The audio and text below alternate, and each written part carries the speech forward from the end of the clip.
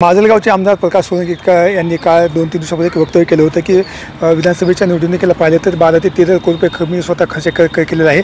या संदर्भात माझ्यासोबत प्राध्यापक टी.पी. मुंडे सर आहेत। सर काय सांगाल, आता हे जे 5 दिवसापूर्वी प्रकाश सोळंके जे आमदार आहेत त्यांनी एक वक्तव्य केलं होतं एका कार्यक्रमामध्ये की निवडणुकीसाठी 12 ते 13 कोटी रुपये स्वतःने खर्च केला आहे, काय सांगाल या संदर्भात? कसं नाही, प्रश्न असा आहे की मी प्रकाश सोळंकेंना विचारतो की आपण 12 ते 13 कोटी रुपये आणले कुठून?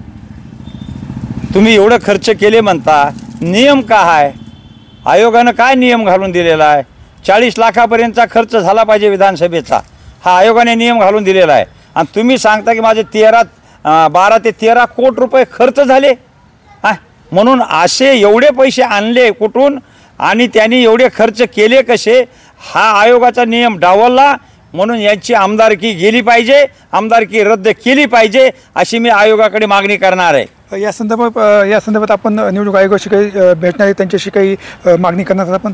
नाही, मी स्वतः निवडणूक आयोगाकडे जाणार आहे 2-4 दिवसामध्ये। मी निवडणूक आयोगाला भेटणार आहे, बोलणार आहे आणि सांगणार आहे की प्रकाश सोळंके एवढा खर्च झाला म्हणतो, मग एवढे पैसे आणले कुठून त्यांनी याची चौकशी लावा। आणि दुसरी गोष्ट की मुळात त्यांनी जे काही एवढे पैसे आणले त्याची चौकशी लावा। आणि प्रश्न जो काय तुमचा जो नियम आहे हा डावलला, हा नियम डावलला, याची चौकशी झाली पाहिजे आणि त्याची आमदारकी रद्द झाली पाहिजे, अशा प्रकारची मी मागणी करतोय। सर, तसं पाहिलं तर खोक्याच्या घरी काल पाहिलं तर सुरेश भेटा गेले होते। आपण पूर्वी याच्या मुलाखतीमध्ये सांगितलं होतं की खोक्या हा धसाच माणूस आहे, त्याला तो मास्क वगैरे नेऊन द्यायचा। काल खोक्याच्या घरी जाऊन त्यांनी पाहणी केली आहे स्वतः, काय सांगायचं त्या संदर्भात? मी खोक्याबद्दल हे सांगणार त्यांना की सुरेशराव, फार तुमचं प्रेम होता आलं का? तुम्ही जे असे गुंड लोक जवळ पाळतात आणि गुंड लोकाला बरोबर घेऊन जातात, त्यांचे घरदार सांभाळायचं काम करतात, हे कधीपासून तुम्ही करायला लागलेत? असे आपण किती गुंड ठेवलेले आहेत, किती गुंड पोसायला लागलात आपण? तुम्हाला हरणाची शिकार खाऊ वाटते ना, म्हणून तुम्ही त्या खोक्याला ठेवलं ना जवळ। आणि खोक्यानं त्या दिलीप ढाकणे या नावाच्या माणसाचे 10-12 दातं पाडले, त्यांच्या मुलाचं हातापायाचं फ्रॅक्चर केलं। आणि अशा लोकांना तुम्ही जवळ करता? अशा लोकांना अगोदर नाही म्हटलं, पुन्हा नंतर माझा कार्यकर्ता असं कबूल केलं ना तुम्ही। मग कबूल केल्याच्या नंतर आता तुम्ही जे वन खात्यामध्ये त्यांनी ताबा करून अतिक्रमण करून त्या ठिकाणी जे काही घर बांधलेलं होतं त्या ठिकाणी ते घर वन खात्याच्या लोकांनी त्यांच्या लोकांनी पाडून टाकलं।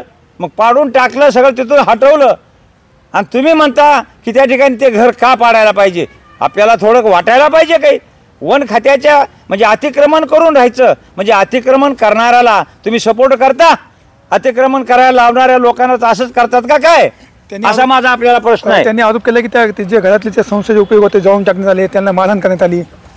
नाही, त्यांना कोणाची मारहाण करण्यात आलेली नाहीये, हे मुद्दाम खोटं बोलतायत। त्यांचं घर ते त्या जागा ती कोणीतरी फुकून दिली असेल, वाटलं तर यांनी सांगितलं असेल फुकून द्या। हा सुरेश धस एवढा नाटकी माणूस आहे, यानं सांगितलं असेल ती फुकून द्या, मी लगेच 2 दिवसात येतो, तिथं पाहणी करतो आणि पुन्हा नंतर आपण ऑब्जेक्शन घेऊन मागणी करूया, हे फुकणाराची चौकशी करा आणि फुकणाराले बघा म्हणून। हा ढोंगी माणूस आहे आणि ह्यानीच हे सगळं करायला लावलं, कारस्थान असावं। गेल्या 3 महिन्यापासून पाहिलं तर सुरेश धस वारंवार संतोष देशमुखच्या प्रकरणामध्ये वारंवार बोलत होते, पण या प्रकरणामध्ये सुरेश धस काही बोलत नाही। सुरेश धस हे जे प्रकरण आहे या प्रकरणात बोलत नाही, त्यांच्या गावच्या प्रकरणामध्ये एवढं प्रकरण झालं त्याच्यामध्ये सुद्धा बोलत नाहीत।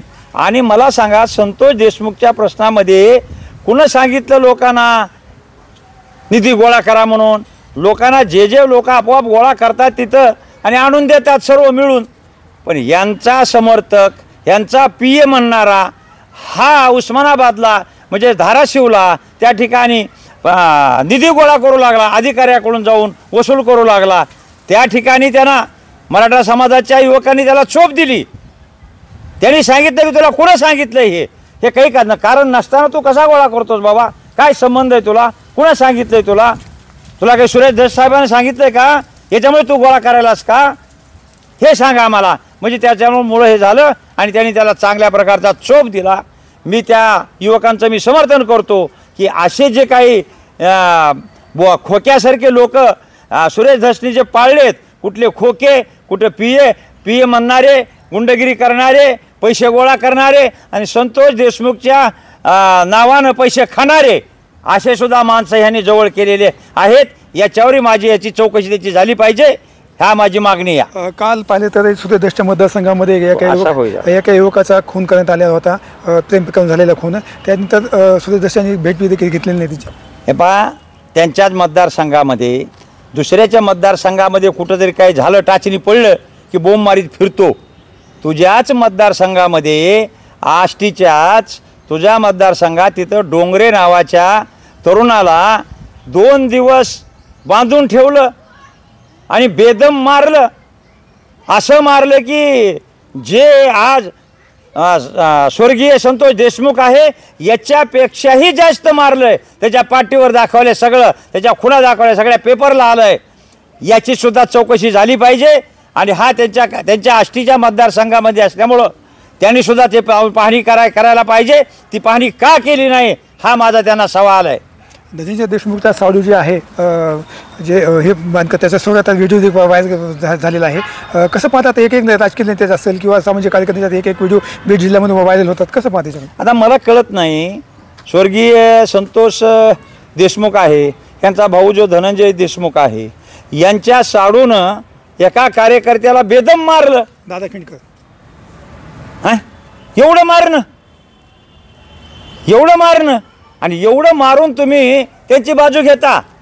आणि म्हणजे असे त्यांचे सुद्धा गुन्हे प्रत्येकाचे आता उघडे पडायला लागलेले आहेत.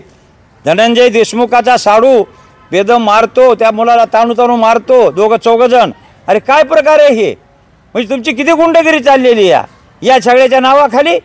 हां, ही सुद्धा चौकशी झाली पाहिजे अशी मी मागणी करतोय.